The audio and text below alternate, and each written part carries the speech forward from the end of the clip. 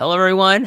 Welcome to the new year, to 2025, January 2025 edition of Post PURORESU, or as they say in Japan, Akamashite omedetou gozaimasu. And of course, joining me on her sick bed, a super trooper, the empress of toughing it out. Unlike me, who couldn't do it last week, she is much tougher than I am. It's the empress of post wrestling. It's Karen Peterson. Karen, Happy New Year. 明けましておめでとうございます。今年もよろしくね. Yeah, no, I was sick too last week when you called me, and then turned out after taping with Bruce, I went to the doctor and I have a sinus infection and strep throat. So wow, I was like, I'm not bailing on you. We had the promise to record the show this week, so I've got Gatorade. I've got a box of tissues in case I get a bloody nose. Oh no. Well, yeah, I have a lot of nose spray going on. It's a whole thing, but of course, yeah. I am here for the people. I am here for the PURORESU as it is, and it's been quite the eventful couple of weeks in the wrestling sphere in Japan. Let me just tell you. Can I just to kind of get ahead of myself? Can I just tell you what my highlight has been this month so far? Please indulge me. It is Omos in Japan. I'm not joking. I'm not even being facetious or ironic. This man is my new favorite thing in ProRes because my God, he's living his best life. Yeah, and you love to see it. I didn't get it at first. I was like, "Why is this man here?" And then it was like just seeing how much fun he's having. I'm like, you know what? That's fine. 2025, I can't be too picky, but as long as he's happy. He's not having bad matches either. You know what I mean? For his experience level, it's not always easy for a man his size to be, coordinated. Absolutely. Like say Jack Morris or Marufuji or whatever, right? But he's having pretty fun matches. Like, I'll say that they're fun, and we'll talk about Omos and his success so far in Pro Wrestling Noah and having fun in Japan. Even though this man is like almost 7 feet tall. He might leave to be 7 feet tall. Japan is not designed for a man who is 7 feet tall. No. I like the fact that I'm tall in Japan and I am only 5'4". Like, I am taller than a lot of women in Japan in flat shoes. Think about that, folks. This man is like 7 feet tall. Yeah. And I was watching video of him and just walking around Tokyo. First of all, he does the Shibuya crossing and everyone's just filming him. Of course they are. Because he's like 3 feet taller than pretty much everyone else in the country. Like 2 feet taller than everyone else in the country. He has to duck under everything in train stations. Oh, I'm sure. To get inside his hotel room, to get inside of a train. I can only imagine what it is trying to get in one of those unit bathrooms with the showers. Oh, jeez. Oh, my gosh. Listen, Omos, my man, if you are listening to this, you are having the time of your life, I'm sure. My hat's off to you for navigating it, for being in a country that is not designed for men, your height, and you're still a trooper for it. And God bless you, like giving a last ride to pretty much everyone, every babyface in Pro Wrestling Noah right now, because it's fun to watch. Anyways, I'm getting ahead of myself. We're getting ahead of the script. We are going to talk first about New Japan Pro Wrestling and their big weekend at the beginning of this year, beginning of this month. And I mean, you've already covered it with Bruce Lord, Karen, and overall though, both nights, just overall thoughts. And I'll get to like what I watched and what I thought, and like also like comments from New Japan CEO, Bushiro CEO Kidani, and what I think of those comments, to be honest with you. Yeah. But go ahead. Well, I mean, if for the short version of what Bruce and I went over, I went in with very tempered expectations, so I was pleasantly surprised by the overall outcome of both nights. I joked that I think Geto is trying to win me back because a lot of the people I wanted to win wound up winning, including, my man Hiroki Goto getting that Rambo win and punching his ticket to the main title picture next month. And then while I didn't review Dynasty, because Wei and John did. JP over at Grapple, he called me up and he and I reviewed Dynasty over at the Grapple Spotlight. So if you want my full unfiltered thoughts, because between both shows, it's about 4.5 hours of me talking. There's a lot of thoughts, but yeah, mostly good. There's a little nitpick here and there, but Ken-chan is back on the plus column with me after that match with Gabe Kidd. Sure. If you can believe that, because I'm very I run very hot and cold when it comes to Kenny Omega. Sure. So I'll give my thoughts. I just want to kind of go through about the attendance. And to me, I think the attendance is like, kind of, I feel like they didn't have a good weekend, right? No. I think business wise, and the numbers, I think attest to that. So, Bushiroad CEO, and a lot of this information is from the Slam Wrestling site. So they had a really good article about the comments Kidani made.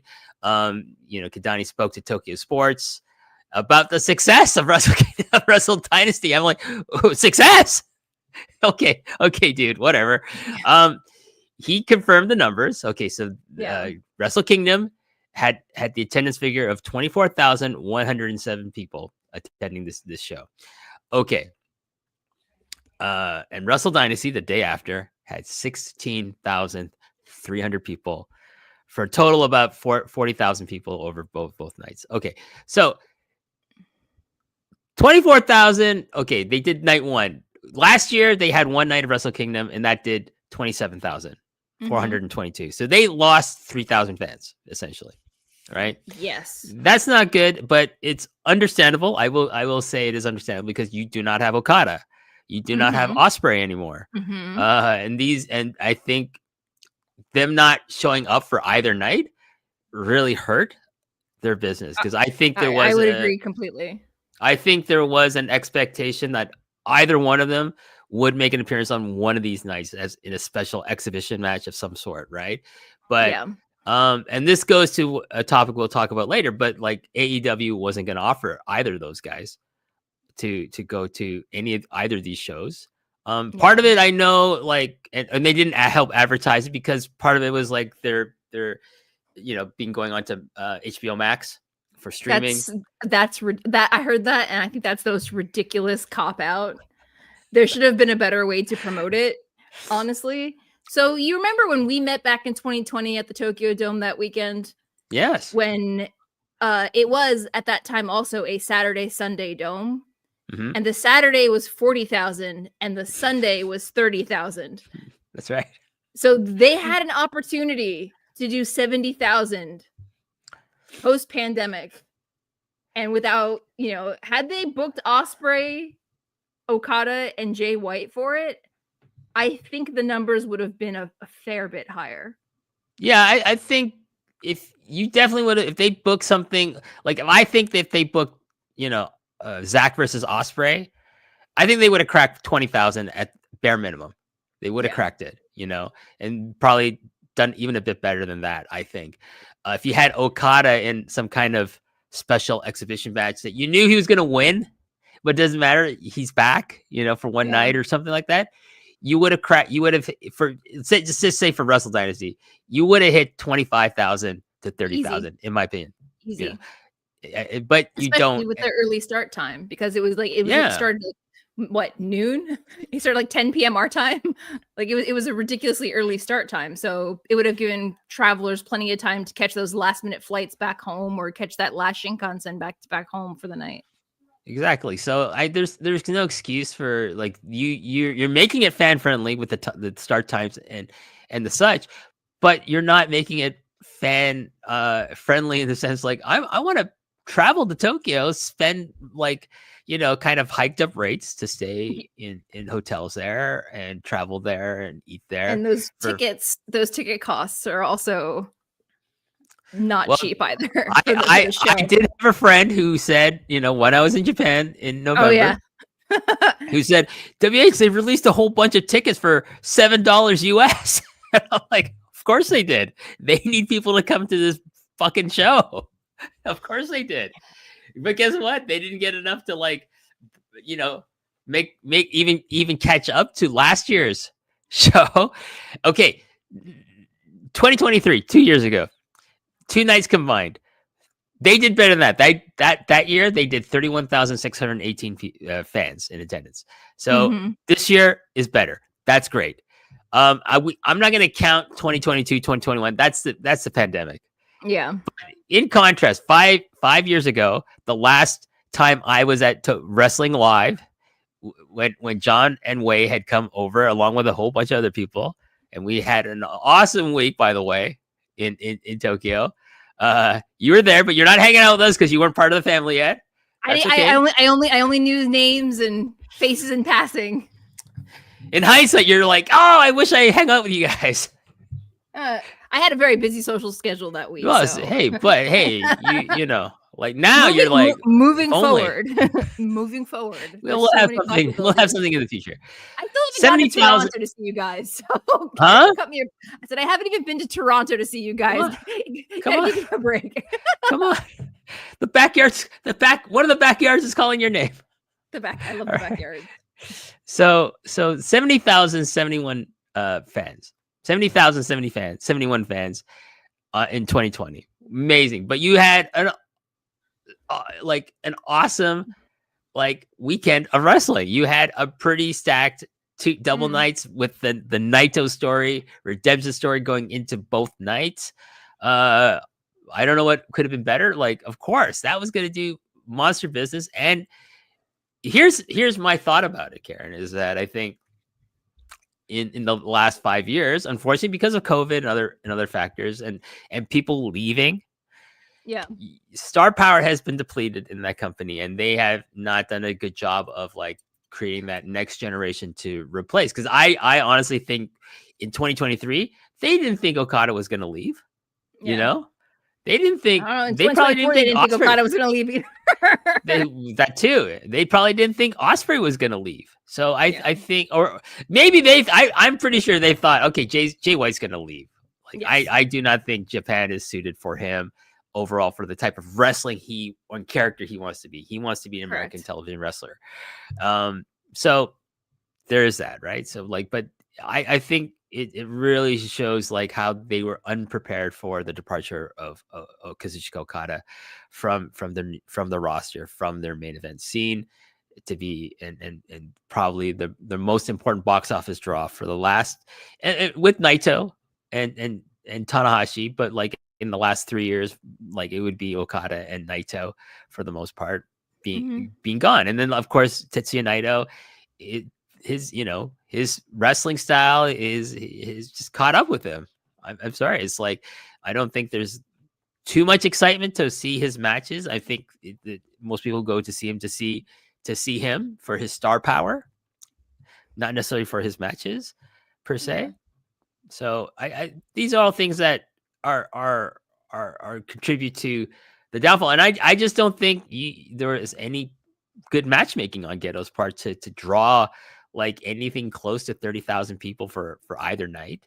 And it's just and that's a kind of short-sighted, I feel, booking. And I don't think it helps where I think they booked 2 nights because they thought we're going to get help from TK, AEW. He's going to lend us some star power. No, I know I'll talk about what he did send, who he did send. Yeah. Anyways, so Kidani goes, he talks about next year's 2026. He says he'd like to have more than 40,000 people attend next year. He wants a 1-night show for Wrestle Kingdom, not a double show. He says 40,000 is his bare minimum. He and he's counting on part of that attendance to be drawn by Hiroshi Tanahashi's retirement match on that day. He says he'll spend a year on building around that and developing other programs to lead into the matches. And I hope to God he's right. He actually means this, because if you are going to put the same amount of effort you did into Wrestle Kingdom and Wrestle Dynasty as if you do the same amount of effort you did in 2024 for 2026, good luck, because you're not going to draw I don't think you're. I think you're going to even drop your attendance figures possibly if you do not make a better effort to one, create stars that people can get behind. And I don't mean Shota Umino. He is a lost cause. This guy is, oh my God, he is a charisma vacuum, a star power vacuum. He has nothing.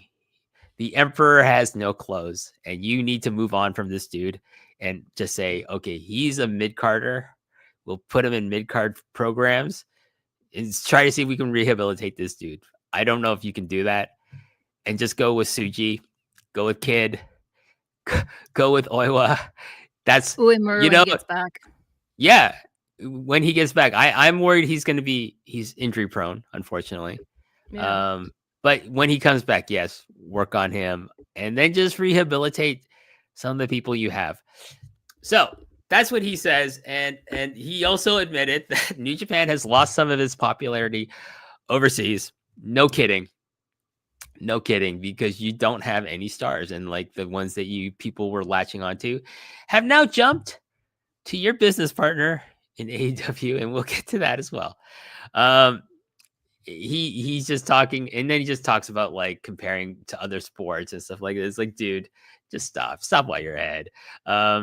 See, the interesting thing about that comparison, where he's talking about basketball and volleyball and stuff like that, when a basketball team or volleyball team travels to away games, they don't only bring 1/3 of their roster with them; they bring the entire roster. So if you want to talk about loss of popularity overseas when you're only sending 1/4 of your actual Japanese full-time roster to a show, then yeah, people are going to lose interest. Because like for me, there's plenty of shows that they have here in the States, but they're charging the same prices they're charging pre-pandemic. And even then we weren't getting the entire New Japan roster. It was only at like a Madison Square Garden show that you got a whole bunch of people.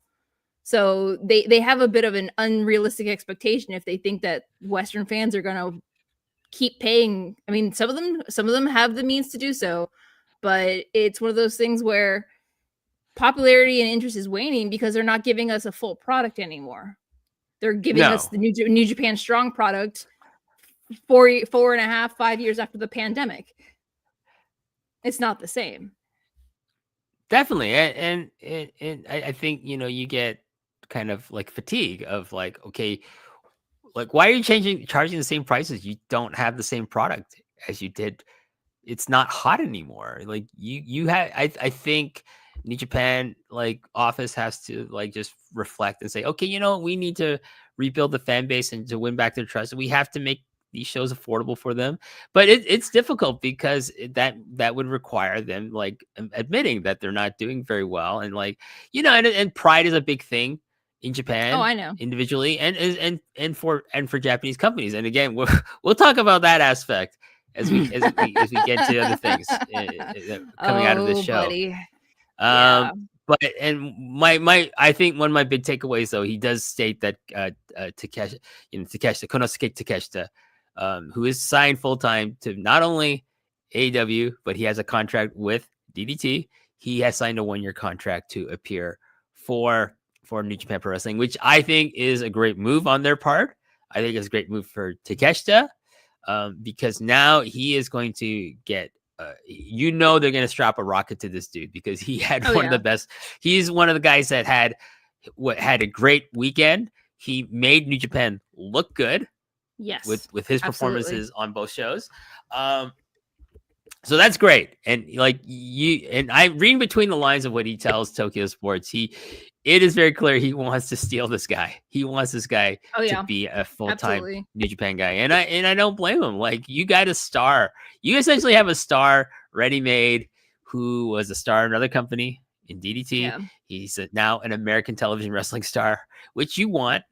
And now you want him in your company. Hey, you never know. Like he's being pushed pretty well right now on AEW television, but you never know what's going to happen 6 months from now with that product, and let alone a year from now. So we'll see what happens. Maybe in 2026, he's going to be like, I'm full time. I'm not all elite anymore. I'm all New Japan. Wait. Anyways, there you go. So we'll see. I think Takeshita is someone you definitely want to keep your eye on in terms of like not only his matches, but like where he's potentially going to go. And like New Japan is just probably going to throw, what program do you want? Who do you want to wrestle? We'll give it to you. Do you know what I mean? I can see this guy potentially becoming the IWGP Heavyweight Champion if they want him that bad. Say, right now, I could easily shortlist him for winning the G1 in 2025. Yes. definitely. I mean, if they really might make a big play for him, have him win the G1, have him in the Tokyo Dome, and defeat whoever's champion at that time. And he keeps the momentum he started off with this year. Yeah. Throughout the G, up to the G1, through the G1, up until next year's Wrestle Kingdom. You have potential, depending on who you program him with for Wrestle Kingdom. You have the potential to have, to recover from, I feel, what is a kind of a debacle financially for them in terms of like, Wrestle Kingdom, Wrestle Dynasty for 2025. I'd be curious to see the financials on how much of a profit they turned by renting the Tokyo Dome 2 nights in a row. Well, our main man, Brand Thurston over at WrestleNomics is hopefully on the case on that. Him and our good friend John Pollock are, maybe they will break the news on Pollock and Thurston in the coming months. We cross our fingers for that. Also, for both those guys, doing a great job on really a lot of the kind of recent big news that they've been covering. There's been a lot of big news. Thurston. Oh yeah, and they're doing a bang up job covering all of that. Definitely check it out, Pollock and Thurston over at postwrestling.com and on the YouTube channel that you're watching this on. Anyways, let me talk about what I did watch at Wrestle Kingdom, from Wrestle Kingdom at the Tokyo Dome from January 4th. And I'll just give quick thoughts of what I thought of these matches. So I did watch the IWGP Joshi Championship match with Mayu Iwatani taking on Azumi in her 9th defense, and she beat Azumi. I thought it a really fun match. I don't think it took off to a higher level Mayu match, but I thought it was fun for what it was meant to be for a New Japan card in the Tokyo Dome. It was longer than Kairi and Tam 2 years ago. By 3 minutes or 4 minutes. Yeah. Well, this match is 8 minutes and 46 seconds officially. So that's, but it was fun. And I thought really, okay, nice. Let's move on.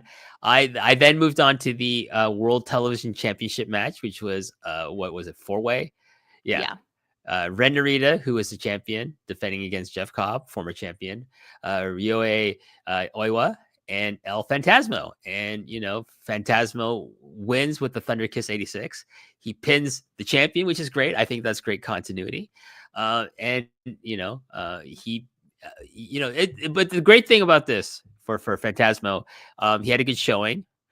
Also, he just came back from a battle with, I believe, cancer. Yes. Yes, that's correct. Yes. So congratulations on that battle, and congratulations on becoming the new television champion. I think a great belt for him, a great showcase for his style, and I like ELP babyface. I am on record as saying I hated his antics as a heel because I just thought you're so obnoxious. It's too much. You're just too much. But as a babyface, perfect. I think really doing well in that kind of alignment as far as his character goes. So, and his first challenger will be former champion Jeff Cobb. So, that's what show is that for, anyways? That was last week at Battle in the Valley. Oh, we'll talk about that, I suppose, too. A little. Hiroshi Tanahashi Final Road. I actually watched this. I said I wouldn't. I did. Lumberjack Deathmatch, Tanahashi versus Evil, is what I thought it was garbage. It's like, why do I do this myself? I guess I love Tanahashi still that much, Yes. So, 15 minutes with the small package show. I like the finish. I thought it was inventive. Yes. It's out of nowhere, but that's about it. Otherwise, I HOT, the Tanahashi's lumberjack. This is got to be one of the most awful lumberjack style matches. I'm not a fan of them in the first place, but my God, this is probably one of the worst ones I've ever seen. I think my biggest takeaway about lumberjack death matches in Japan is that somebody in New Japan needs to teach the wrestlers how to have a lumberjack match, because it's not the seconds fighting one another. It's the seconds like Bolton Oleg is the only one who has it figured out, where you're supposed to chase down the guy escaping and throw him back in, because Evil shouldn't be having a leisurely chair with water and with fans, towel boys, and all that. They should have been just beating up and throwing him back in. Well, I think Ghetto should also teach people how to be proper heels as well. Correct. Instead of like cartoon characters. That's just my opinion. The highlight though was the music hits and the wrestler Katsuyori Shibata came down and he said, "Hey, tomorrow you're not busy. I'm not busy because I actually don't wrestle here full time. But why don't we have a match an exhibition match at Wrestle Dynasty?" So that set up, and people love that, and I was like, "Whoa, it's Shibata!" But great, I thought they have such a history, so I was really happy to see this. The never open weight in AEW International Double Championship match. Shingo Takagi, who is the then never champion, defending against the AEW champion Konosuke Takeshita, the international champion. Sorry. And this was I'm gonna say my second favorite match of Wrestle Kingdom. And Takeshita wins with the Raging Fire, and Takeshita becomes a double champion with this belt, and which he would then defend against we'll talk about the match, but against Tomohiro Ishii at Wrestle Dynasty. After that, I watched the IWGP Global Heavyweight Championship match. David Finlay, champion, taking on Yosuji. My favorite match of the night, actually. And I was a little surprised by that. I thought, definitely let's just going to say Shingo and Takeshita is going to be my favorite match. But no, I like this match a little bit more. I thought Finlay unfortunately, wrestling is primarily a cosmetic business. I truly believe this. He does not have the cosmetics of a major star, though he wrestles like one. And I think he has, the persona of one, though is missing a certain, as they say in French, je ne sais quoi. Merci, mademoiselle. But that being he was awesome in this match, and it was a pretty clean match from him for the know. And Tsuji just coming, he's showing out like Tsuji's my hope. Yes. Push this guy. We say Takeshita G1 finals. What you pencil him in probably. He's a top topic for you. I'm gonna agree with that, but also I'm gonna throw in Tsuji in there. Well, I mean, there's your final right there. There's your final. Your G1 final. Jeez, why not? Right? I am going to say one thing. He really needs to evolve from this Gene Blast thing, because it just sounds ridiculous. Well, yes. You know my thoughts on that. Yes, it's just a ridiculous name, because I do think the double entendre of what people thinks it means is actually what it means, because someone in there has got a weird sense of humor. Yes. And by that, I mean they're perverts. Anyways, Naito versus Hiromu Takahashi. I did not enjoy this at all, because one, Naito is shot. And also, I'm sorry to say it, Hiromu Takahashi is kind of shot too. This guy's wrestling style has caught up with him. 17 minutes. This was a slog for me to get through. And I was just like, oh my God, I can't, and I cheated. I hit the fast forward button several times, and I just like, this match is so boring. Anyways, they after that match, Naito won, by the way. Why? Just put the guy over.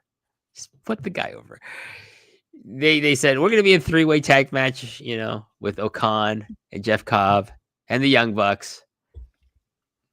Less said about that, the better. my biggest pet peeve about that match the following night is that there was the opportunity where you could have put Will Ospreay in that Jeff Cobb spot. Not that I don't love seeing 2 Jeff Cobb matches back to back, but I feel like had they put Ospreay in that spot, yes, it's low on the middle of the card or the lower half of the upper card. I feel like it would have moved some tickets. Yeah, of course, but they weren't going to send us.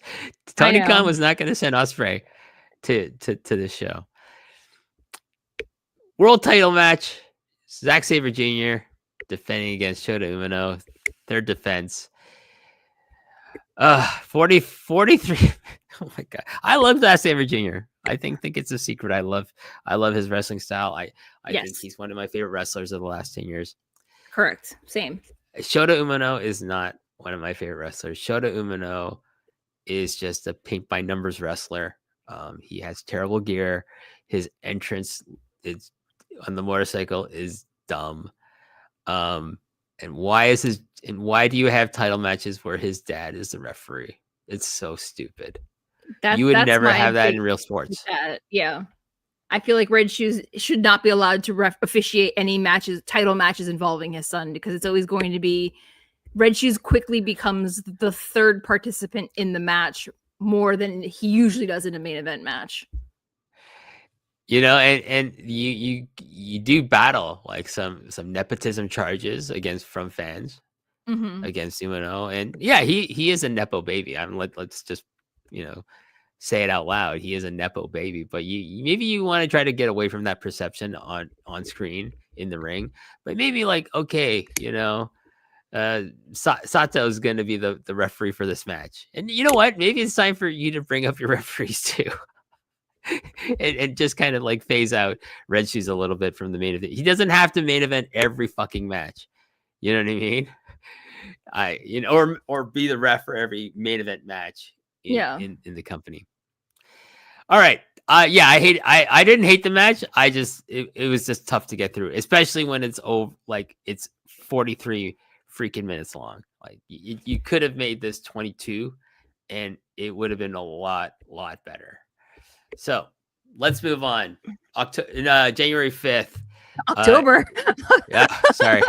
October. Just so people know, I am super tired too right now. I had a long day.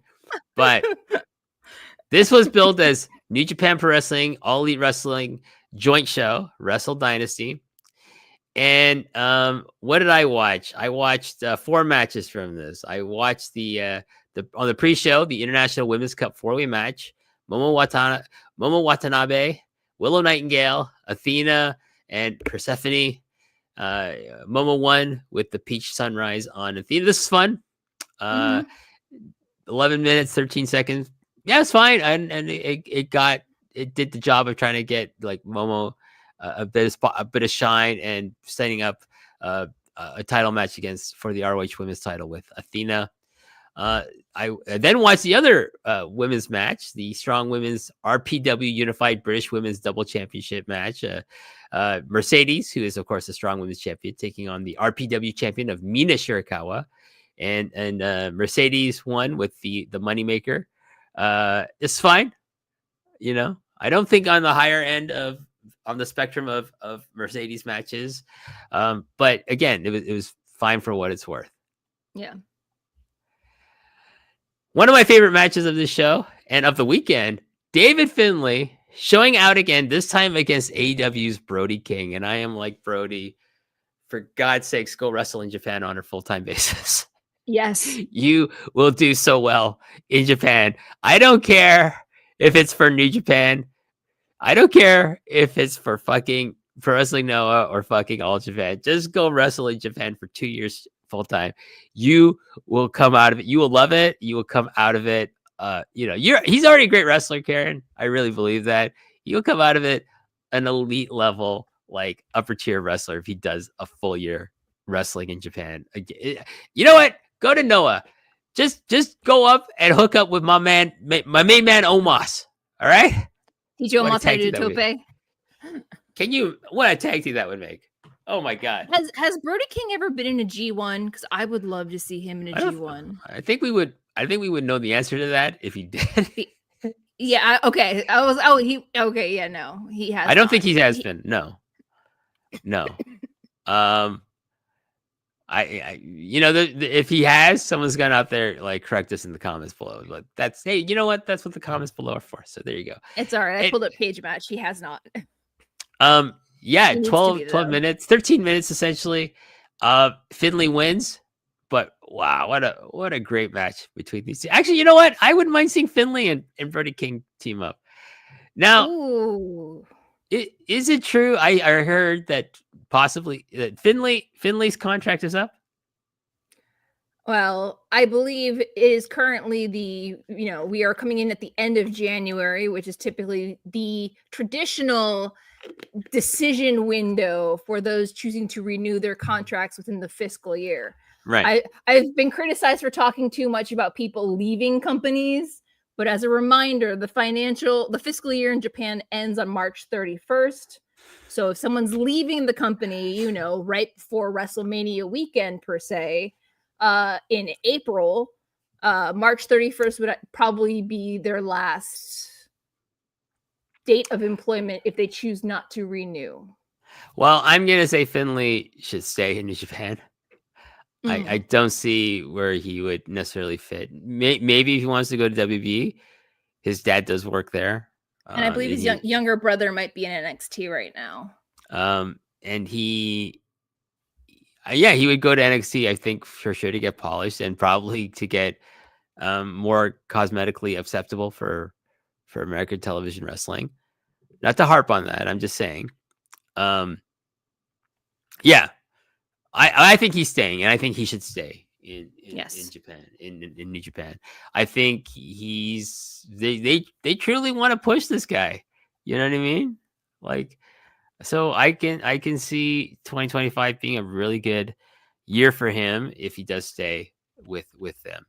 And finally, the never open weight championship match, Konosuke Takeshita versus Tomohiro Ishii. I forgot to add two more matches here. But yes, this is a great match. I do think I like the Shingo match a little bit more. I think most people like this one more, but Ishii, doing his coming back, doesn't always have the Ishii performance every match. I think he's saving himself for situations like this. So, and yeah, he brought it though. He really took it to Takeshita, but Takeshita, he's not going to lose either belt on his first defense. So there you go. Takeshita beats Tomohiro Ishii in 13 minutes 30 seconds. Then we had the true main event of this night, Kenny Omega taking on Gabe Kidd. And I thought, what a return match. I cannot believe this was his first match back after, surgery, rehab. They removed a ton of his intestines. That's like, just thinking about that is horrifying. The fact that he came back, he rehabbed, and he put on an athletic performance like that. And again, I don't hate Kenny Omega. Like, I hate the character of the cleaner. I hate what he kind of did as the leader of the Bullet Club, because I thought that was a goofy character, not befitting of someone who should be the spokesperson, even if he's a heel for New Japan Pro Wrestling at that time. But athletically, as a wrestler, yes, I've always had a ton of respect for Kenny Omega. And you know what? He's a much better wrestler when he is a babyface. So, and here we got Gabe Kidd inexplicably turning babyface by wearing the lion mark on his trunks. And I'm just like, okay, because he turned it in his promo, in that one promo he did that I saw, he turned it into a New Japan versus an AEW match in his eyes. That's what he did. And that's what he presented. Someone ran with that idea, and we'll talk about that in a second. But I thought, this is really weird. Didn't you and your compatriots in the War Dogs just spent the last year and a half trying to tear down New Japan and just running it down verbally? Now you're the representative of New Japan. Okay. is weird. And here's my thing about this, about the kind of dynamic of this match is like, I never thought for one second that Kenny was coming in as the representative of AEW. I always like saw it and be based on promos and his presentation, and when he made his announcement coming back to New Japan Ring to say, I'm coming back and I'm going to wrestle at Wrestle Dynasty, that he is the returning son, like he's the returning prodigal son coming back to his home, his true home. And so I never thought this has any kind of AEW versus New Japan feel to it. So that was a really kind of, but I can see why Gabe Kidd is presenting it that way, right? Because he's like, his logic was really sound, and like the promo that he cut, criticizing AEW, for everything that people criticize AEW and the relationship with New Japan being one-sided. Okay, that, and because he's a wrestler, he's building up to a match. Okay, let's now talk about, finally, Zack Sabre Jr. defending his world title against, mega superstar in Japan in the past, Ricochet. I say that with a lot of sarcasm, because he was very popular when he was in Dragon Gate. He was very popular when he was a junior in New Japan Pro Wrestling. He has never been like someone I thought should ever get a title shot in the Tokyo Dome. So 16,000 people, folks. Okay, you want to know why this show did 16,000 fans for this night? Okay, first of all, 4 Gaikokujin wrestlers, no native Japanese wrestlers, are in the last 2 matches of this show. Okay, there is that. Why does Ricochet get a title shot? It makes no sense. He's not even a fucking superstar or a main event star in AEW, yet he's getting a title shot. This should have been Ospreay. This should have been where you slotted in Ospreay and said, "Hey, I have had these great matches with Zach over the years in New Japan. People remember those matches. I want him one more time because he's the champion and I got something to prove."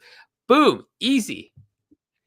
You could have put Okada in this spot, but Tony won't let Okada lose because that's the whole EVPs with Okada thing is right now. But because Zack and Okada also used to have some really great matches. It just feels like such an incredibly missed opportunity. No, for sure. Either one of those guys. You could have like drawn a bigger house than 16,000 people, but you weren't going to do it with Trevor in there, like a mid-card guy in New Japan as a junior. Yes, a top one of the most popular foreign wrestlers in Dragon Gate. I'm sorry, I'm not slandering Dragon Gate. I like Dragon Gate. I respect Dragon Gate a lot.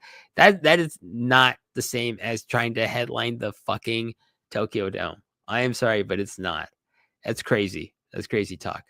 Okay, so let's talk about this. So the commentary.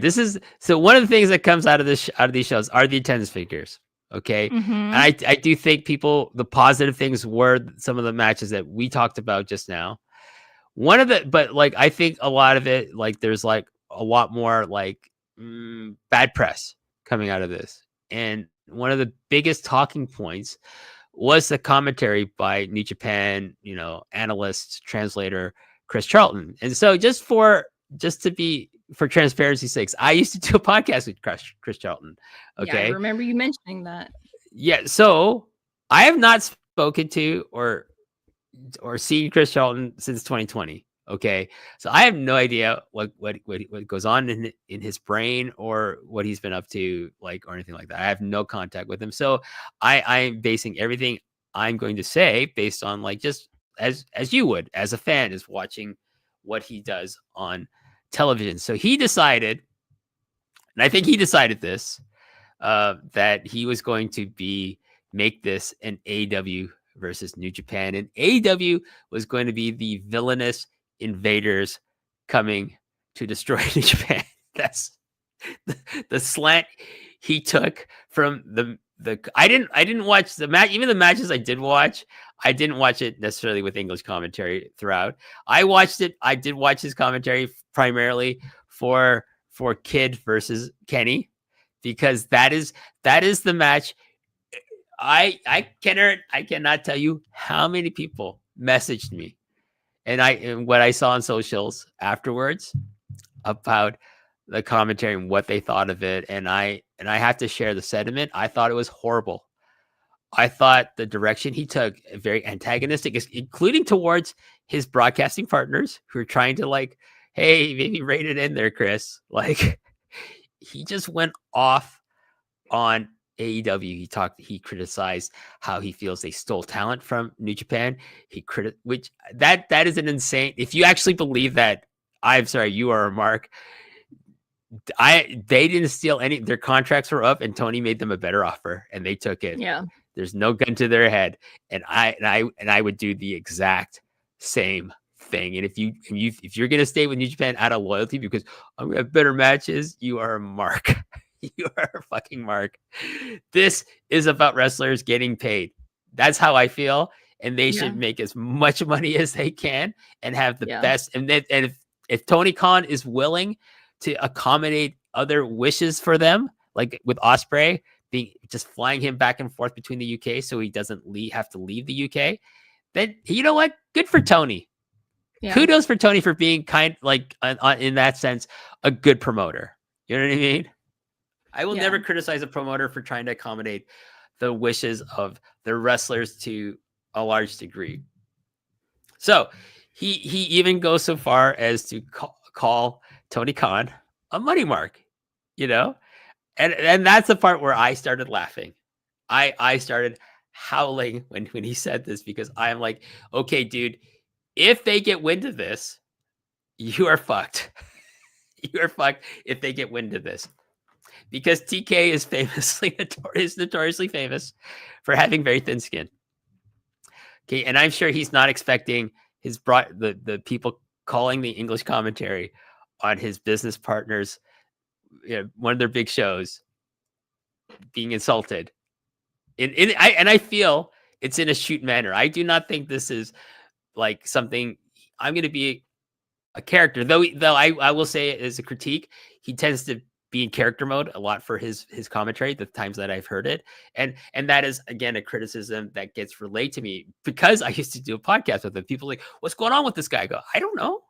Why are you asking me? I don't have any say in what he says on commentary, the angles or opinions that he expresses. That's all on him, and he decides what to do. I think, like famously or infamously, New Japan English commentary is not produced, and they have admitted that the office doesn't care as long as they show up on time for the broadcast and they don't embarrass them, right? Then they don't care what they say or do on English commentary for the most part. And I think especially with the departure of Kevin Kelly, that Chris became the senior guy in the booth, that he feels like I'm going to do what I want to do. I'm going to say what I want to say. And maybe for him, and it played out this way, it was a bad decision. Like maybe he needs to be reined in a bit more. I'm not a fan of like him making all these like comments during people's big entrances and like trying to like show people how smart he is. It's like, Chris, just rein it in, dude. Just do your job, stay in your lane, please. Because when he gets into like embellishing mode and like I'm poetic too. Let me tell you how poetic I am. It's like, dude, no, please, just stop, please. Anyways, the end result is that he got in trouble and he got suspended for 2 months. Is that correct, Karen? There are varying reports. Some said it was indefinitely, then it was scaled back to 2 months, and then it was also then again scaled back to 1 month. So there hasn't been any definitive result as far as I know. And there's but there's a lot of conflicting reports about a lot of things, including like Dave Meltzer reported like right off the bat that this was a total New Japan decision. AEW had no involvement with it at all, which, by the way, I think that's ridiculous. When I heard that, I'm like, no, come on. Are you serious? They don't care. They didn't pay attention. Like the Office, they didn't care. They didn't listen to the English commentary. But according to, over at Voice of Wrestling, the Super J Cast, they have, like, I believe they said 3 sources, and I know they have sources in that locker room and in parts of that office. I know they do, right? I even recall knowing who some of them used to be and who some of them might still be, and I'm not going to say anything. But okay, they say their sources told them across the board it was an AEW calling New Japan decision to remove Chris or to punish Chris and showing their displeasure about his comments on air about the company, AEW in general, but Tony Khan specifically. So I feel so, like, getting to his punishment, if it's the reported 2 months, which just seems to be the major consensus, is that it's a 2-month suspension. He'll be back for the New Japan Cup. I think he got off lucky, to be quite honest with you. Do I think it's a severe punishment? I don't know. I don't care. I'm quite honest. I don't care. He could come back tomorrow. I don't care. He could never come back. I don't care. It's not, English commentary is not something I care about, to be quite honest with you. Yeah. Like, there you go. However, one big takeaway for me was that his broadcast partner is Rocky Romero. This man is in the office of CMML, AEW, and New Japan. And at one point he tells Chris, I think, quote, "Put your guns away." So, and he didn't. So I'm thinking Rocky Romero, like, had some involvement in terms of, like, hey, I got to cover my own ass here.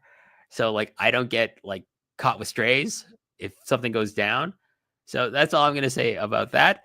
But is the punishment fitting for, his stats? I don't know. Like, here's the thing. He works for a Japanese company. Karen, I used to work for 3 different Japanese companies in my life. Yeah. And I could tell you, and in my last job was as a corporate English teacher. So all my students were in the corporate world and they worked in the automotive industry. Okay. Yeah. So think about this. Like, and so I think I have a pretty clear idea of corporate culture of Japan. One thing you never want to do as an employee is embarrass or make your company look bad.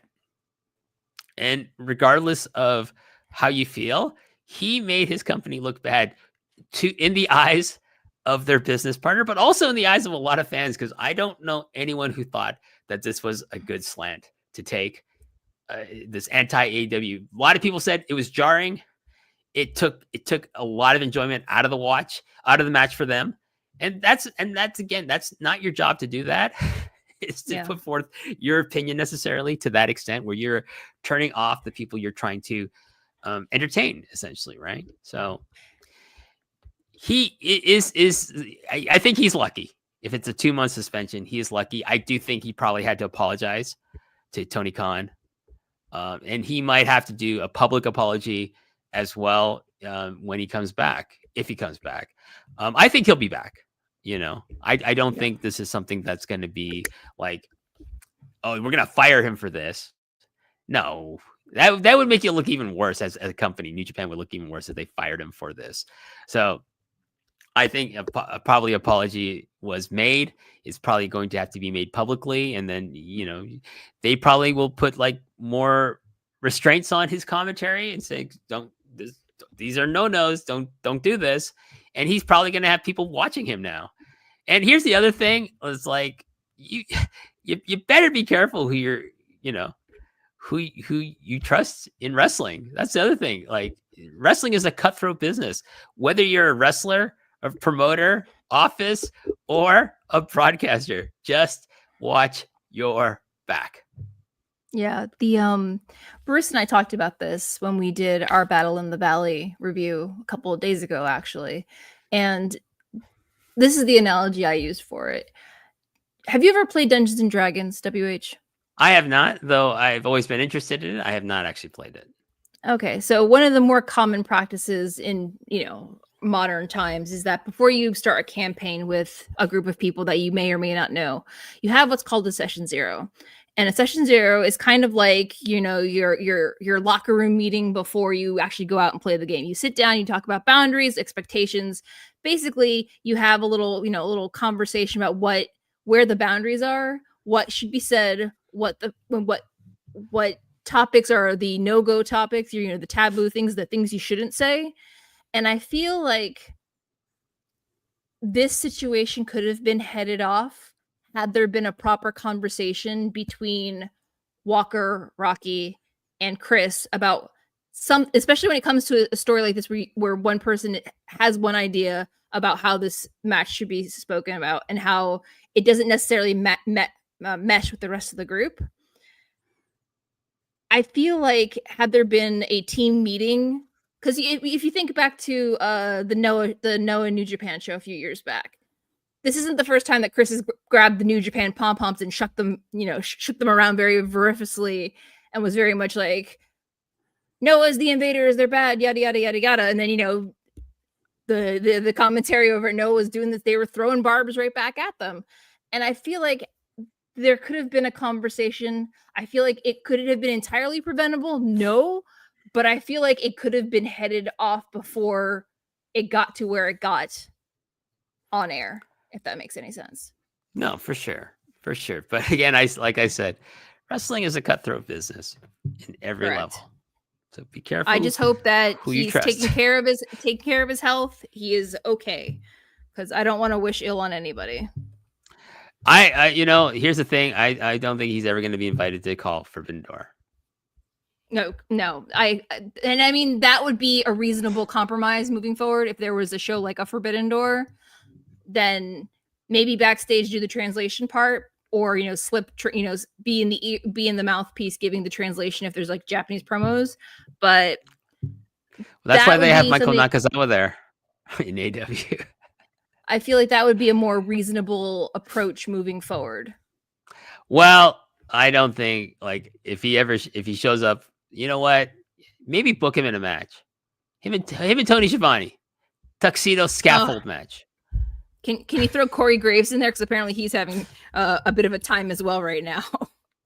Oh, is he? But he's in WWE. Why would he be in an AW? I mean, you never Listen, know. All the rings of the world are connected. Tuxedo match on a scaffold. Why? Because I think it would be funny. Anyways, let's move on. We got some things to do. Like they had New Year's Dash. I didn't watch it.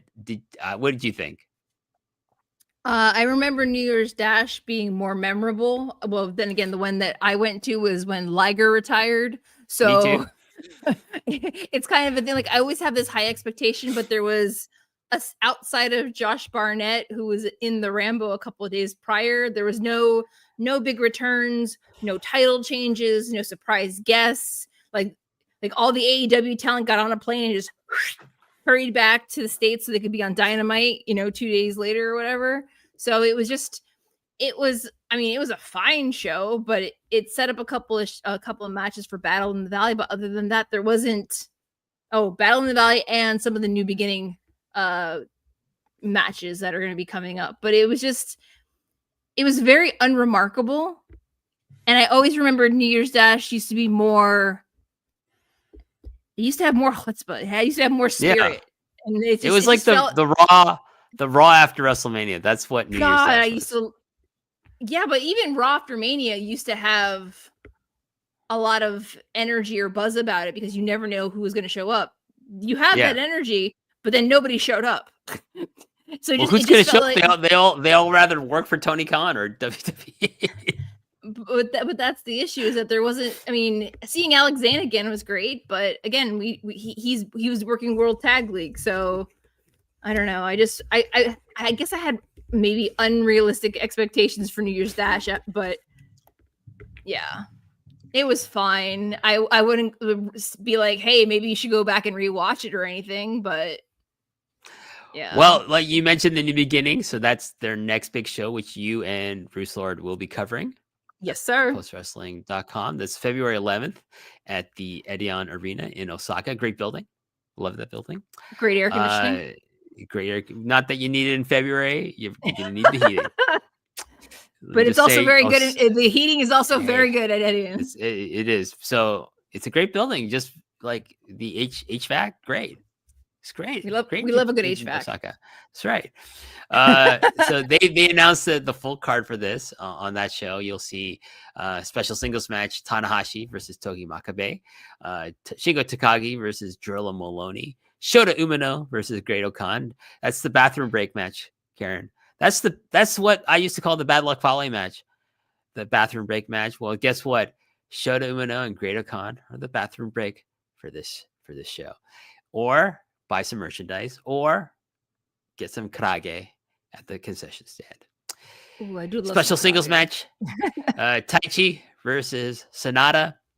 Then we have several championship matches, one of which is the IWGP Junior Tag match. This is the Karen match. Robbie Eagles and Kosi Fujita taking on Yo and Rocky Romero. Am I wrong? Is this not the Karen match? There you go. I think she swooned there. No, that wasn't a swoon sigh. That was more of a, had it been Yo in 2020, maybe. I'm kind of more like, congratulations on V1 Ichiban Sweet Boys, because they need to have the belts for a while. That's where I'm at. I'm just like, I'm very indifferent, especially because they just lost at Battle in the Valley earlier this week, or late last week. IWGP Tag Team Championship match, the heavyweight belts. The Young Bucks will take on Tetsuya Endo and Hiromu Takahashi. IWGP Global Championship, Yota Tsuji will take on challenger Gabe Kidd. Now, this is an intriguing match for me because I do not know who they should go with. I think it should stay on Tsuji, but correct. Gabe has to come out looking at and losing really, really strong. I could, if we're gonna do really, really strong, I could probably see a double knockout. Well, we'll find out what the results are when you hear from Big Bruce Lord and the Empress Karen Peterson in the review of The New Beginning. But also, finally, Zack Sabre Jr. will defend his IWGP World Heavyweight title against, it's Goto time. It is Goto time. So I'm going to say, I kind of hope he wins. I hope Goto wins the title. I love that you, me, Bruce, and just about everybody, like basically like most of the wrestling podcasters that are in my like close circle, everyone's like, they're going to put it on Goto, aren't they? I'm like, it would be the opportunity, because he did have he had the match of the year last year against Tsuji in the New Japan Cup Finals. So why not give Hiroki Goto a run? He can still go. That's the great thing about Goto. He can still go. So yep, he's got that Goto to go. So yes, I would love to see him have a good, I don't know if they're going to give him a 6-month run with it, but at least to Dominion, give him a couple of good defenses along the way. Sure. But why not? He can drop it back to Zach. It's the most promising challenger they have right now is Hiroki Goto at almost 46 years old. Well, they don't have they all their other potential like stars that are younger are busy defending their own belts right now. Correct. Or they're not ready. Or they're not ready. Not ready. But along with the New Beginning in Osaka, we do have a New Japan USA show coming up April 11th at the Wintrust Arena. You know what, Karen? I'm very tempted to maybe, depending on like what else they add to this card, to maybe calling up my main man, Rich Fan, and my other main man, Berto, aka Scrump from the PWT cast, and saying, hey, what do you guys think about 4 days in Chicago and we go to the show? I'm very tempted. We'll see. Take me with you. I think maybe flights from Florida to Chicago might not be as they're not the same price as Toronto to Chicago. They're way expensive because it's spring break and everyone wants to come to Florida. Oh, there you go. Damn Disney. That's the problem All with living in right. Orlando. So two matches they've announced. Strong openweight championship match. It's an Iron Man match. Gabe Kidd versus Tomohiro Ishii. Ooh. And then the other. I don't think this is the main event, but this is one of the key attractions. Hiroshi Tanahashi's last match in America. It's called Final Road Kinship. Hiroshi Tanahashi versus Konosuke Takeshita, and that should be a very see if Tanahashi can show out for this to muster it up for the hottest, one of the hottest stars in Japan and America. Like, if you haven't had a chance yet, go on to Yield New Japan World and watch Gabe Kidd versus Ishii from Battle in the Valley. You got to make time for it because it's a 30-minute time limit draw. However, I think Ishii may have adopted Gabe Kidd. That's where I'm at. I feel like the Stone Pitbull is truly the papa of the War Dogs now. Well, there you go. Maybe he's gonna finally leave Chaos and join the War Dogs after this match in the Windy City. You never know. Let's move on. We do have some other promotions to talk about, and one of them is Stardom. They announced a couple of title matches for their January 3rd. Oh, it's already happened. My God, what happened? What were the results of the 3 championship matches? Give me 1 second, because you wrote November, and I was like, "What do you mean November?" Like people. I have been exhausted. I'm so busy. You can't even imagine. Okay, so the results for, do you want the full card or just that's just title matches. All right, there's 3 title matches. There was a high speed championship match, which now has two new rules. It's a 2 out of 3 falls match with I think a 10-minute time limit. So unfortunately, your girl Saki Kashima did not beat Mei Sarah. Please say my wife. Saki Kashima Park did not manage to defeat Mei Sarah, but she did get 1 pin. So Mei Sarah did retain. Then because Momo Watanabe defeated Athena at the International Women's Cup with a little assistance from Tekla challenged Athena for the Ring of Honor Women's World Championship for 14 minutes and 56 seconds. I've heard a lot of good things about it, but Athena retained her championship. And there was a Cosmic Angels versus All Cosmic Angels Artist of Stardom championship match where Natsupoi, Tam Nakano, and Saori Ano defeated all the younger girls, Aya Sakura, Saya Kurata, and Yuna Mizumori. It's a very uneventful little Korakuen show. Sounds like a kawaii match. Cosmic Angels versus Cosmic Angels. It was probably super kawaii and a lot of ruffles. There's a lot of ruffling going around. All right, moving on. All Japan Pro Wrestling. They actually had a very eventful New Year's weekend. On New Year's Eve, they had a show at the Yoyogi National Stadium, the second gymnasium. They drew 2,503 people. That's a really nice venue. It is a very nice venue. And you know what? I'm just gonna go to the 2 main matches, the 2 title matches that were on this card. One was the Asia Tag Championship match. Rising Hayato and Yuma Anzai took on the challengers of Kento Miyahara and Ryo Inoue, and Anzai successfully defended his tag team titles with Hayato against Miyahara and Inoue with the gimlet on Inoue. This is their second successful title defense. And then finally, Triple Crown heavyweight title match. David Boy Smith Jr., the reigning champion at the time, taking on challenger of Jun Saito, one half of the Saito brothers, the insanely, in my eyes, inexplicably popular. No, they're not. I get it. I get why they're popular. Not for me, but I get why they're popular. I understand the popularity.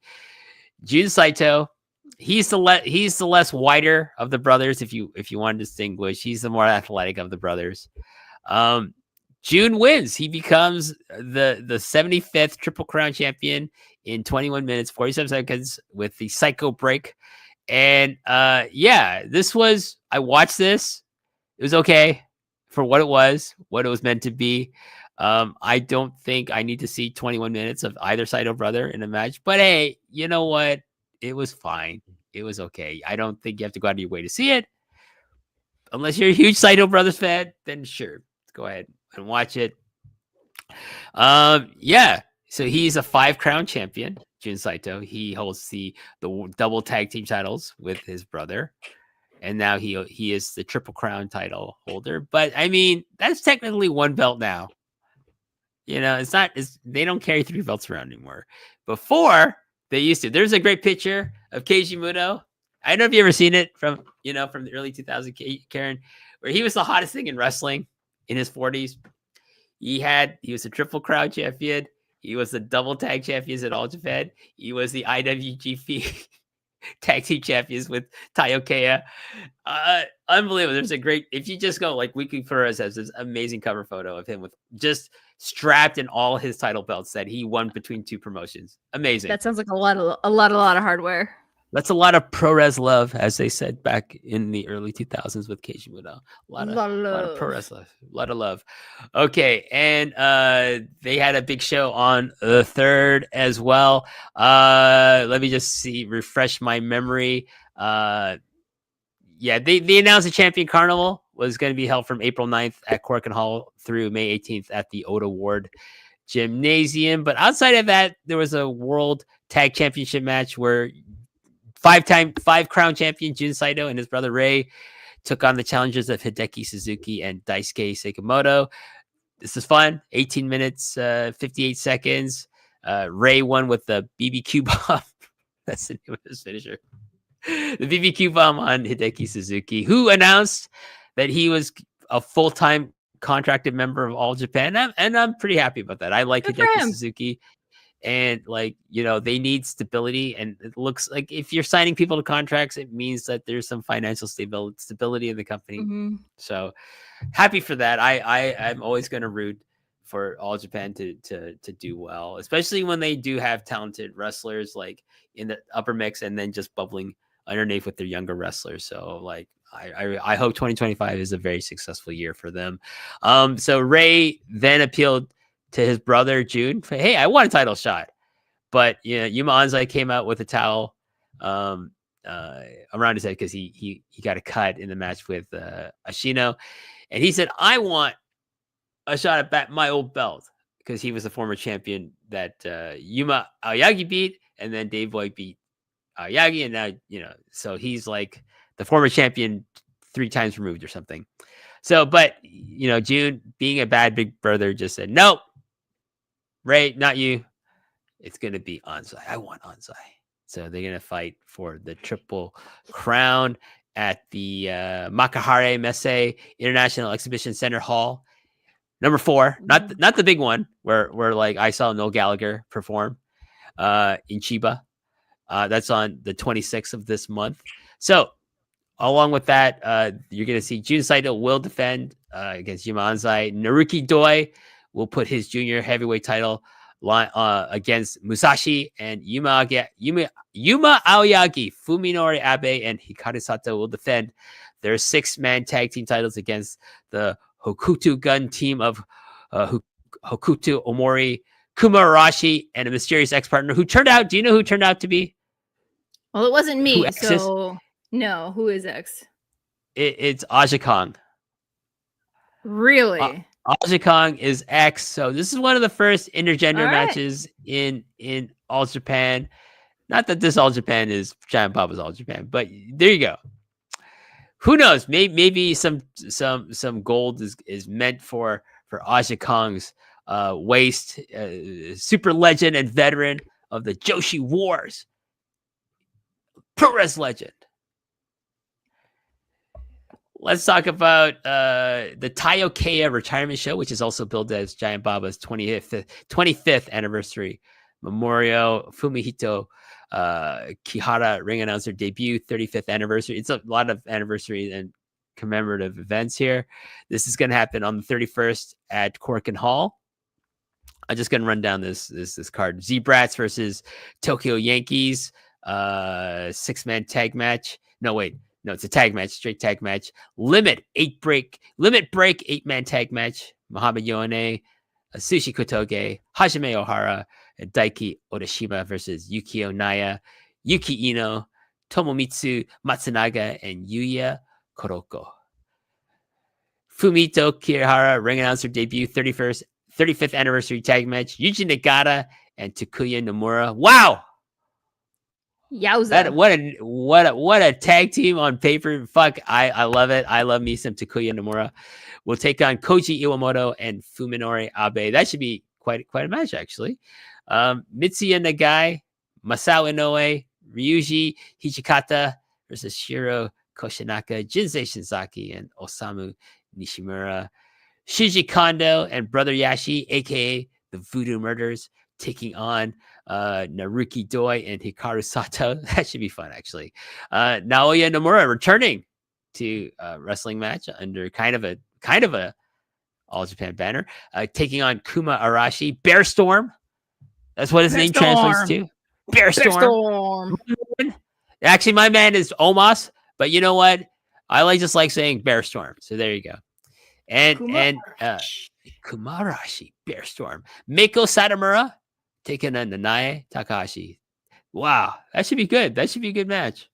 They're both retiring, so it's going to be like for the first time in a very long time, and possibly the last time. Special street fight, Tornado Bunkhouse 8-man tag death match. Atsushi Onita, Ryuichi Fire Kawakami, Raijin Yaguchi, and Yuko Miyamoto versus Jun Kasai, Shuji Ishikawa, Masashi Takeda, and Black Menzure. And finally, 25th anniversary of Giant Baba's passing, Taiokea's retirement match. It's a 6-man match. It's Taiokeia, Minoru Suzuki, and Mazada, the Suzuki gun of All Japan when Minoru Suzuki was contracted there. Take on Jun Akiyama, Naomichi Marufuji, and Satoshi Kojima. Referee is Kyohei Wada. That should be fun. Mm-hmm. There you go. So. And let's go on to Pro Wrestling Noah. They had a big show January 1st. See, this is the one show, Karen, I would have like, okay, I'm going to watch Wrestle Kingdom, Wrestle Dynasty in my hotel room on my computer or tablet, whatever, or go to a bar, watch it.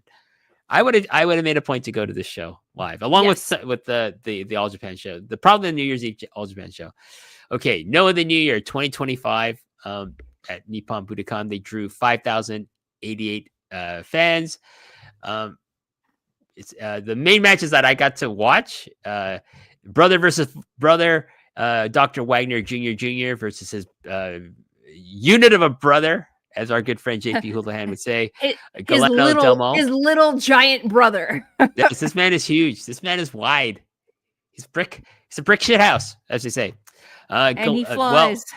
Yes, Mall 1 with the Galano special because Junior is leaving Pro Wrestling Noah for the foreseeable future. He's going back to Mexico, he says. But I think maybe he's getting some offers, like it's possible. In a lucha friendly promotion, which you would think was AEW, but guess what? It's the WWE. Anyways, a special singles match: Kano versus Kenta. I love that Kenta beats like their former champion. He can't. New Japan guy who's so low on the card, they don't care if he's on any other show at this time. Kenta wins with the go to sleep. I also think that's deliberate because, in the sense, like Kano then appealed to Kenta, "Come back to Noah. You belong in Noah." I think they're like, "Hey, if you come back, you'll get some wins here. We'll put you in matches and you'll win." You know what? Here's my thought about that, Karen. Kenta should go back to Noah. I think you use him correctly. He can fans, the Noah loyalists will love it.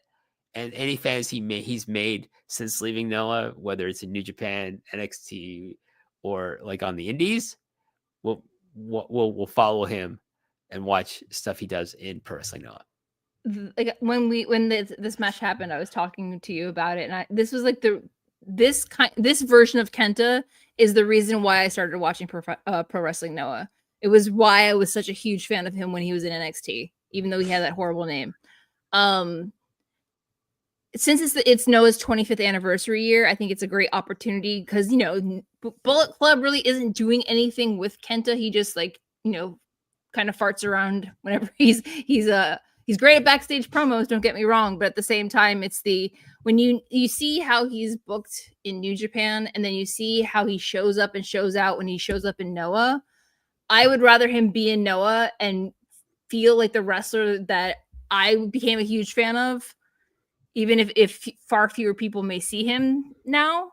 But yeah, Keno's appeal after the match got a bit of reciprocation. The following night, they had a show at Shinjuku Face, and Kenta surprisingly rushed out to Keno's rescue after Ozawa and company beat him down. So the 25th anniversary of Noah might have a lot more Kenta coming up.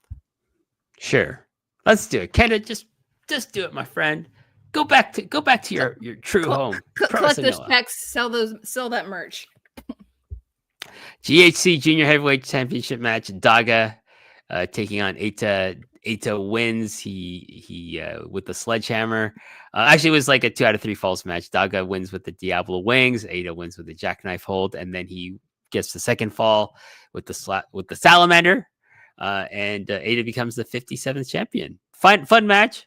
Fun Noah style junior heavyweight match with 2 guys who aren't trained as Noah juniors. GHC National Championship match. Manabu Soya took on Masa Kitamiya. Soya wins with the Jonetsu DDT. Very fun match. Yes. Like a big boy, let's beat the shit out of each other match, which I enjoyed. Yes. It was wonderful. GHC Tag Championship. Naomichi Marufuji and Takashi Sugiura defending against a team of Drew McIntyre Light. Jack Morris. Yes. Come on. Don't say people don't see you can't see it. Don't say you can't see it. And my main man arguing. You're Omos. WH Park's new favorite wrestler, Omos. Listen, this man is so fun to watch. I just detailed. If you're just coming in the middle of this, go back to the beginning where I just put over Omos in Japan. Listen, it's not ironic. I truly love this man in Japan. Okay, and I had my doubts. John Cena will tell you. He announced it. He's like, "What do you think, WH?" I'm like, "Oh God, no." And now I'm like, you know what? John Cena was right. I don't say that all the time, so keep that for posterity. But there you go. Yes. So Omos and Morris, they win in less than 11 minutes. Great. You don't need Omos and Morris in a match longer than 15 minutes, even if he's protected in a tag match. But he used a double arm choke slam on Marufuji. And the other good thing about this new faction, this faction is called Team 2000X. It's a reference to Masahiro Chono's Team 2000 unit that he used. Is that Yoshitatsu is kind of like the leader, like the manager.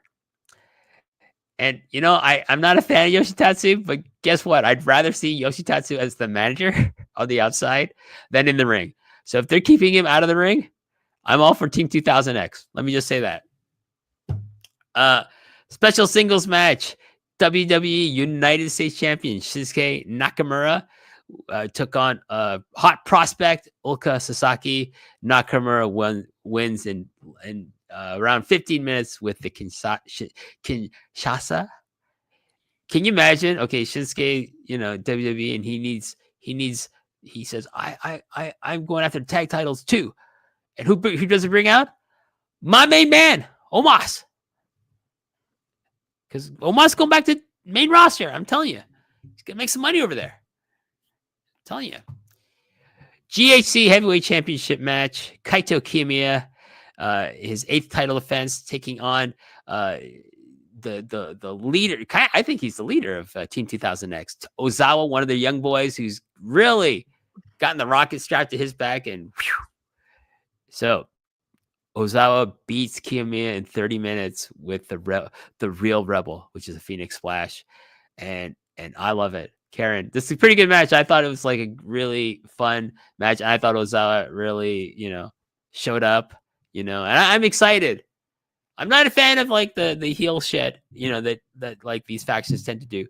But Yeah. if Kaito Kiyomiya is going to lose to anyone, I think Ozawa, because now you just made a new star, and Yes. if he rises to the occasion, he will be someone they can bank on for the next 5 to 10 years, and that's what Pro Wrestling Noah needs desperately. This is one of those things where I said in my reviews that when I saw this match and the build for the match, even the promos that they were using and how Ozawa basically is this, he looks like kind of like he has like a Weasley mustache and he's like a bit unhinged, but it looks like he like belongs like in a club in Osaka. Let's be perfectly honest. And it's the fact that this guy has been with wrestling, I think, for less than 2.5 years. They put him in, they gave him, or they helped him find a character that was unhinged and crazy enough to go, and they let him go after the golden boy of the company in a way where I was like, whatever they did to make this match, the build was great, the story was great, the match was great. They need to like New Japan needs to take that formula, tear that page out of the book, and put it on someone or multiple summons, because this one defense for Kiyomiya helped the company make a brand new young hot star, and a lot of people were talking about this match. Yes. So they then had a big show at Corkin Hall, Noah's Star Navigation Premium 2025. It drew 15,000 to Corkin. That would have been very uncomfortable for the fans. 1,535 fans. Issue. Yes, came to see the show. The highlights were for me, El Hijo del Wagner Jr., Dr. Wagner Jr., of course, and Galeno Del Mal taking on Saxon Huxley and LJ Cleary. The Wagner brothers won in 11 minutes 15 seconds, with Wagner getting the pin on Cleary, and this is where Dr. Wagner Jr. thanked Noah for their support, but he's now going back to Mexico for the foreseeable future. Though he said he will come back, but who knows? We'll see. But his brother is staying. It's great. Galano Del Mal is staying. And then the other thing was a series of Team 2000X matches versus All Rebellion, which is Kiyomiya Keno's faction. These included Daga and Yu Owada representing Team 2000X against Alejandro and Kai Fujimura. Owada wins in 12 minutes with the backslide on Fujimura. Jack Morris and Omos versus Kaito Kiyomiya and Harutoki. Omos wins following the last ride on Harutoki. I think he planted him to Australia with this last ride. He sent him on excursion. That's right. To Australia. To Perth. Team 2000X, Ozawa versus Keno. Keno challenged for the title after Ozawa wins the belt from his partner Kiyomiya. But Ozawa says, yeah, okay, yeah, you're next, Keno. But you know what? You don't deserve a title shot because you lost to Kenta. So fuck you. This is now an exhibition match. Great. That's great heat. And it makes sense. It makes sense. This went to a no contest because a lot of bullshit happened in the match.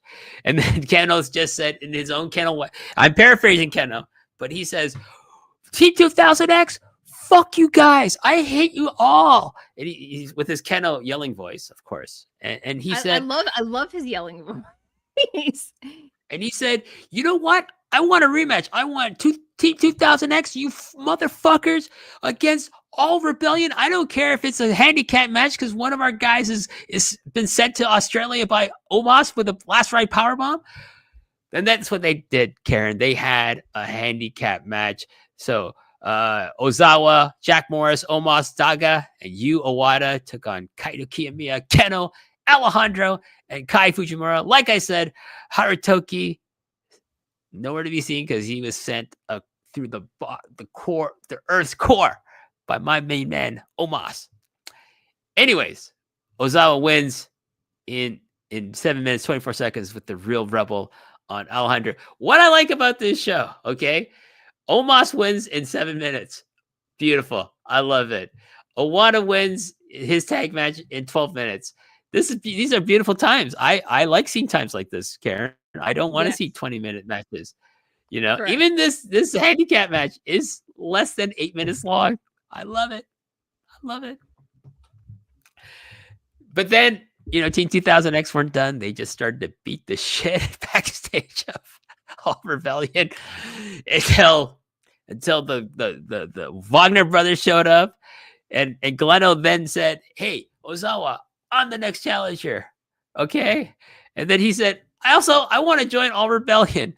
You got an opening since your young boy's been sent to like through the Earth Core, and they said, yeah, we could use another guy. So Galeno Del Mal is now in All Rebellion. I like these units, and I like that they're fighting in the top mix of Pro Wrestling Noah, Karen.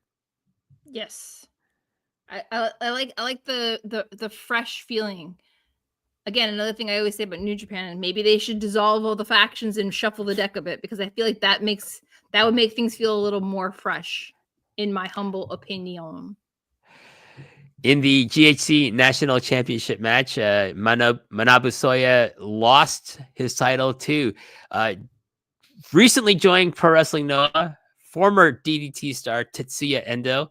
Endo wins with the Burning Star Press, and Endo becomes the new champion. But oh my God, it's because he had help from Team 2000X. Karen, Tetsuya Endo is the newest member of the hottest faction in professional wrestling right now, Team 2000X. And I love it. I'm not mad at it. I do like that Tetsuya Endo. I do love watching him wrestle, and he was the very rare handful of occasions where I've watched DDT. I really enjoy his matches a lot.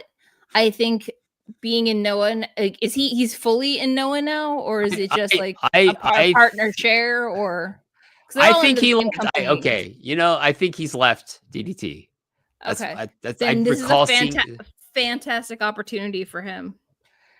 Yeah, I mean, I've always thought, well, this guy's pretty good. Let's look. I'm gonna take a look at his Wikipedia. Hopefully it's accurate and up to date. But yeah, he's someone I'm like, okay, you know what? Like, he's having fun. He enjoys being in DDT. But I always feel like if you have potential to be make a lot of money, then you should. Okay, so absolutely. So there's not that much recent information. Let's see. Tetsuya Endo, Noah. I think he's joined. Yes. I'm going to go to postwrestling.com. And there's a story here. Let's see who wrote it. Andrew Thompson, the youngest in charge. He says, Ender revealed that he'll be sticking around in Noah for the foreseeable future. After his upcoming dates for DDT on January 3rd and 5th, he'll be taking an indefinite hiatus from the promotion to focus on his duties with Noah. So he's awesome. He's still under the Cyber Fight banner. Let's just say that contractually. Okay.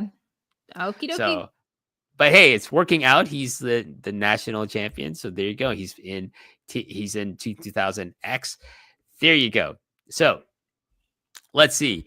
So Soya is going to get his rematch against Endo, and Ozawa will defend the GHC title against Galeno Del Mal, and these will both happen. Let's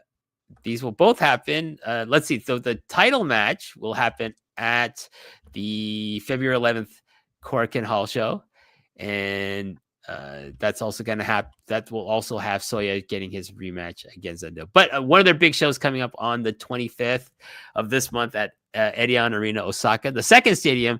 Come on, Noah, get in that first stadium with the great air conditioning.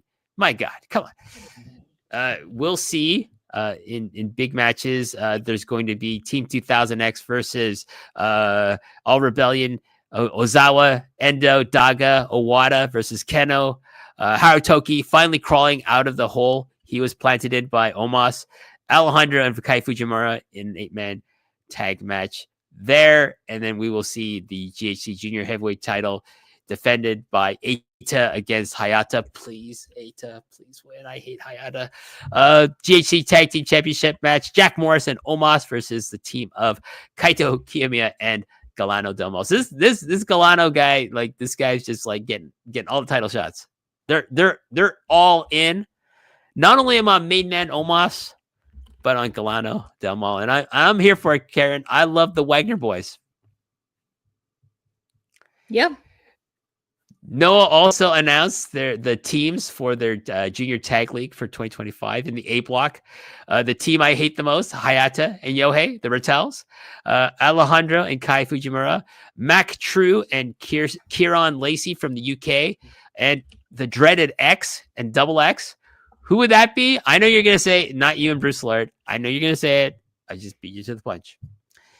In B block, Asushi Kotoge and Hajime Ohara, Makusa and Junta Miyawaki, Tadasuke and Yuto Kikuchi, and the team of Jun Masaoka and Gaia Hawks, both are freelance, will participate in the B block. The tag league starts February 11th at Cork and Hall.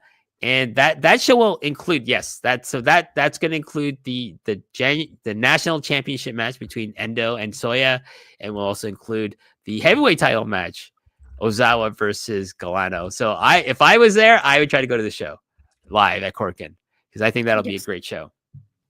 And then finally, the tag league will end at the Yokohama Budokan on March 2nd. And it will be the A block number 1 team versus the B block number 1 team. And as that date gets closer, they will fill the rest of that card out. And if it's a Yokohama Budokan, I think they're going to fill it out with some really high profile title matches, Karen. It would be, I mean, they seem to be really focusing on having several, I think most of their large shows for this year are all Noah's 25th anniversary. So they're really like leaning into the anniversary, the silver anniversary of the company. And let's round things out with Marigold. So they, one of the big things they did on New Year's Eve at Shinjuku Face, they announced their year-end awards. So let's go through this. Do you want to go through the winners here? Sure. Sorry, I had scrolled up, so I was making notes. The Marigold Awards 2024, the MVP, it was their top champion, Sari. Distinguished Service for Utami Hayashi Shishita. Courage Award for Bazilla. Skill Award was Miku Aono. The Shine Award was Kouki Amarei. Best Tag Team was Mirai and Mai Sakurai. And Best Match Award went to Sari versus Nanae Takahashi from December 13th at Shinjuku Face. There you go. Congratulations to all the winners. I believe most of them were their champions since the company's establishment earlier this year. Well, they're forever champions now. Yeah, they are. They're forever champions now with these awards. They are. From the big show, Marigold First Dream 2025, at the Oda War Gymnasium, they drew 1,830 fans for this. They had a New Year Dream Rumble that Yuki Mashiro won by sending Minami Yuki over the top rope. And Nanae Takahashi's retirement match was announced for May 24th at Yoyogi Park. So that's going to be a big deal, especially like she's such a legend and is so influential in the history of Joshi. It's not even funny, actually, how influential she is. Sari Yamaoka's debut match happened. She took on Mirai, of course. Not of course. It was a time limit draw, and then they had a rematch, and then Mirai won following a lariat. And yes, rookie's not going to necessarily win unless you're Tommy Hashishida or some other super rookie. Superfly championship match, Natsumi Shozuki took on Victoria Yuzuki, and Yuzuki wins with a 4-stage moonsault. And Shozuki had a great run. This is her 5th title defense. She falls into her 5th V5, and Yuzuki becomes our 2nd champion. I have not seen these matches yet, Karen. Have you? I have not had the opportunity to see them, no, but I believe they are available on Wrestle Universe. And then Yuki Mashiro made a challenge for the belt, so she will be targeting that title on their next big show. Twin Star Championship match. I love it. It's just like callback to Arasan, which was a great promotion. One of the few Joshi promotions I followed back in like the early 2000s, Karen, because I didn't know any better out of sheer ignorance. But I was like, what's this? Arasan, that looks cool. it was good promotion. I really enjoyed a lot of that stuff. Nagisa, Nozaki, and Chiaki took on Bozilla and Tank, who turned out to be VX. And yeah, Bozilla and Tank win the titles, with Bozilla pinning Chiaki, following a high angle powerbomb. Nanae, Takahashi, and now Ishikawa took on Miko Satomura and Yuna, and Nanae wins with the Queen Bee Bomb on Yuna. Nanae then versus Miko Satomura, which we talked about for the Giant Baba show, was announced as well. GHC Joshi Championship match. Kouki Amarei, the first champion, took on Chika Goto, and she successfully defended made her first title defense with the Amethyst Butterfly. And then Chika Goto appealed to Naomichi Marufuji, who was at the broadcast table, for another shot. I want another shot at the GHC. And Amarei was taken to the hospital after the match. Rossi Ogawa later stated that she looks to have suffered a knee injury. So hopefully, I'm not sure what the news update on her knee has been since then, but hopefully she will be okay. Let me check posts. I think I saw something. I believe she's on crutches right now, but she's trying to rehab it and get back for the first year anniversary show. Yeah, she got a torn ACL in the match, and she's trying to make a way back. Well, our best wishes to Amarei. And she had surgery today, or she was scheduled to have surgery today. Well, hopefully she can have a full recovery, not be stripped of the title. And yeah, our best wishes go out to her. United National Championship match. Miku Ano took on Mai Sakurai. Sakurai wins. I'm pretty sure I thought she would. I said she would with an STF. And this was Ano's fourth title defense. She falls in V4, and Sakurai becomes the second champion. And then Sakurai nominated to be she nominated Nozaki to be her first challenger on the January 19th show at Cork and Hall. And then Sari in the big match. Sari, the Marigold world champion, took on the ace of Marigold, Utami Hayashishida, and Utami does win in 22 minutes 22 seconds with the spinning BT bomb.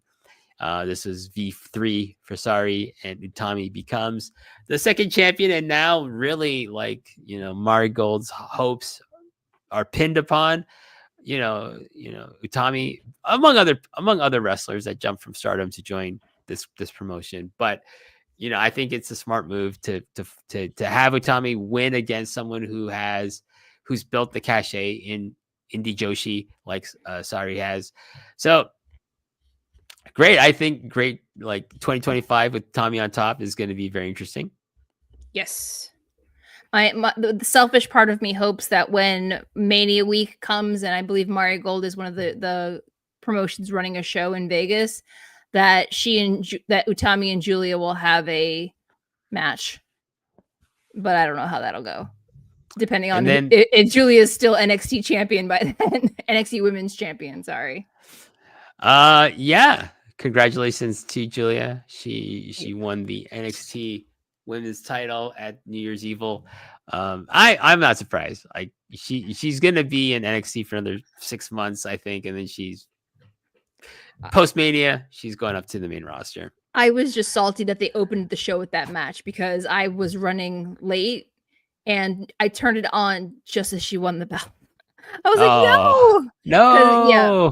I was like, save it for the top of the end of the first hour. Nope, they opened the show with it. I was like, oh, nuts. Karen, in Canada, we get everything on Netflix. Raw, SmackDown. God, I'm so jealous. And NXT. I wish they would do that here. I hate having to go to multiple platforms and actually having to use my cable box to watch some of this stuff. So inconvenient. It's so convenient just to go to Netflix. And they're uploading the archive. I'm like, if Netflix somehow has a sub WWE Network sub channel with all the territory stuff, I will lose my mind. Let me just say that. All right. we're gonna end things off. Finally, Marigold had their a big show at Nagoya City Chunichi Hall in Aichi Prefecture on January 13th. The big matches were let's see, what were my notes here? Marigold World Championship match. Utami defended against Tank, and she wins in 10 minutes, 27 seconds with the hijack bomb for first defense. And yes, and then they will have a big show on the 19th at Corkin Hall. Superfly Championship match. Victoria Yuzuki will take on Yuki Mashiro. United National title match. Mai Sakurai versus Nagisa Nozaki. And finally, the Twin Star Championship match. Bozilla and Tank will take on the team of Nai Takahashi and Seri Yamaoka. And that's yeah. I think Marigold's like kicking off. Great year, and always try to find the time myself to try and watch a bit more Marigold. I actually have a lot more interest in Marigold than I do Stardom these days, and I think just because like I feel like I'm a cyber fight person now, Karen. Like, you know, Noah's really fun. I haven't really watched DDT in a long time, and I don't think I will, but I'm trying to watch Marigold. It's just great. Wrestle Universe is awesome.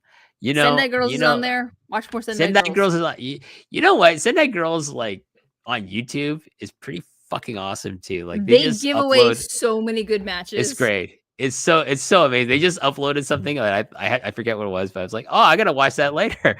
It's so here, and I said this before our previous show, Karen.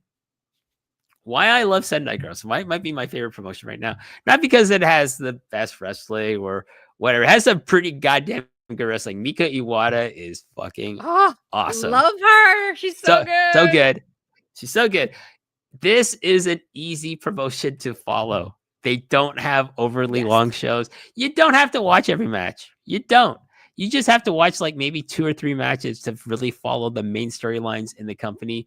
Basically anything involving Mika, because she is their champion, and she's like being pushed to Mako, level.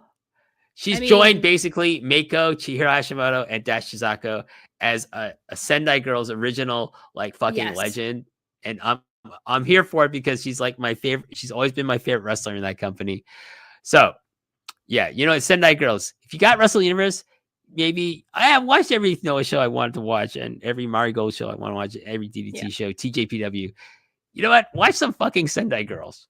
You won't regret it. I guarantee it. No. Mika Iwata. Just do that search.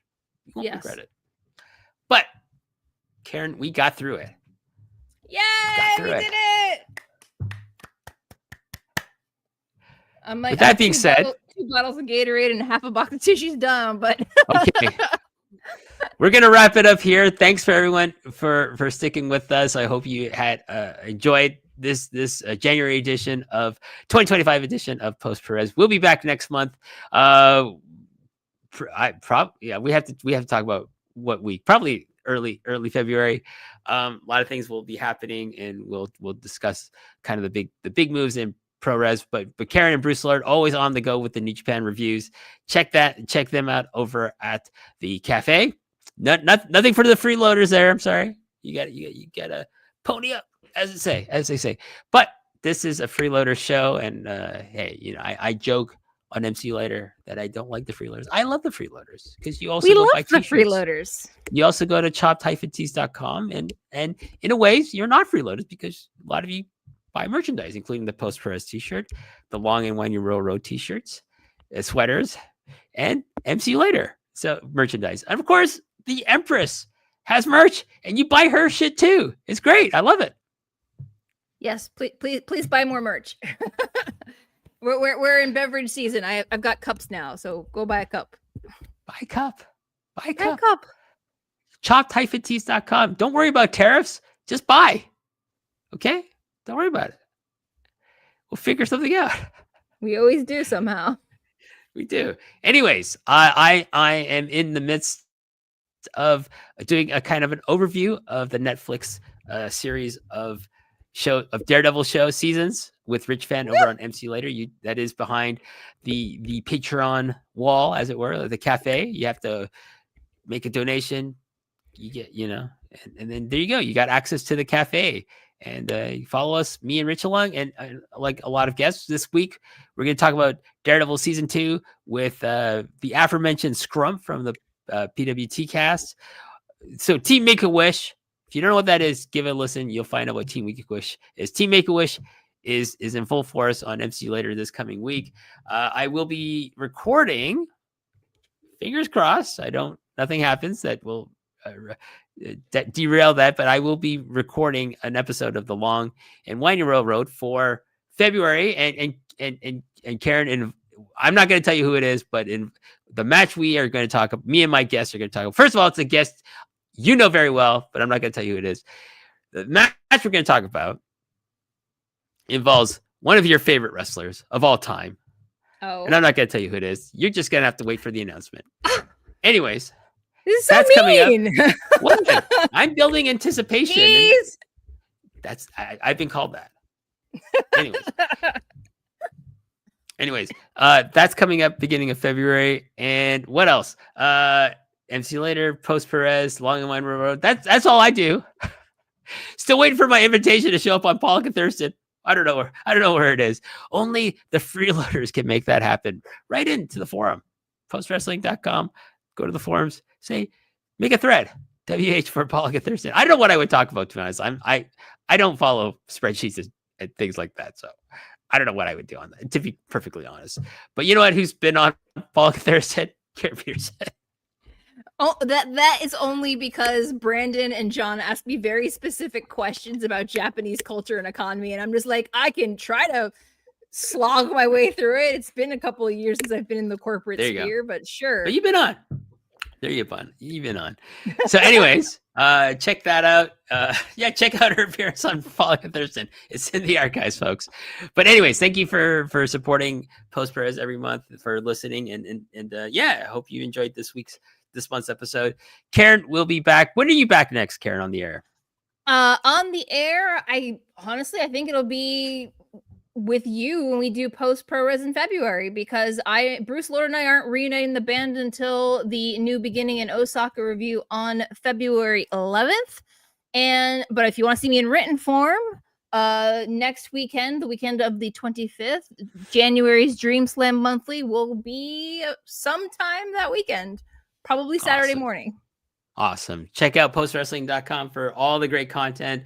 Produced by Karen Peterson, produced by Andrew Thompson, John Pollock, Jack Bonan, Neil Flanagan.